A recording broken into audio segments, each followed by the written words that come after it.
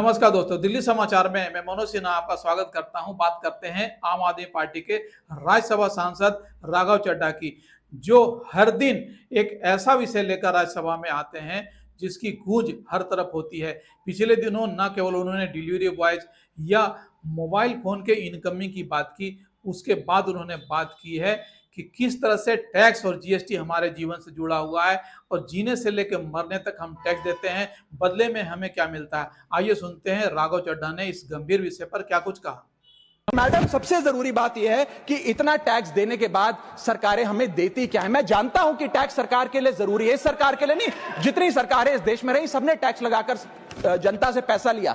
Taxes वास्तव में जरूरी हैं, लेकिन सवाल यह है कि क्या ये टैक्सेस हमारी इकोनॉमी को बढ़ा रहे हैं या हमारी इकोनॉमी को खा रहे हैं। क्या इससे हमारी जिंदगी बेहतर हो रही है या हमारी जिंदगी बदतर हो रही है। इतने टैक्स लगाने की वजह से आज हमारी आमदनी घट रही है, इस वजह से खपत गिर रही है, कंजम्पशन गिर रही है, डिमांड नहीं बढ़ रही है और प्रोडक्शन गिर रही है। इस वजह से पूरा इकोनॉमिक साइकिल जो हमारा इकोनॉमी का चक्का है वो धीमा हो गया है। मैडम, इस देश में 80 करोड़ जनता 5 किलो फ्री राशन के सहारे जी रही है। आपको जान के अचंभा होगा, इस 80 करोड़ जनता से भी ये सारा जीएसटी लिया जाता है, दिन प्रतिदिन लिया जाता है। जो आज मैंने पढ़ के सुनाया, सिर्फ अमीर नहीं, गरीब से गरीब आदमी भी जीएसटी देता है। और अंत में मैं बस इतना ही कहना चाहूंगा कि क्योंकि इतना टैक्स लगा कर सरकारें जनता का खून चूसती हैं, उस वजह से आज एफएमसीजी की सेल्स घट रही हैं, एफएमसीजी के स्टॉक गिर रहे हैं, कंजम्पशन डाउन हो रही है, नई गाड़ियों की सेल श्रिंक कर रही है। तमाम तरीके की जितनी भी न्यू परचेजेस होती हैं उसमें मंदी देखी जा रही है।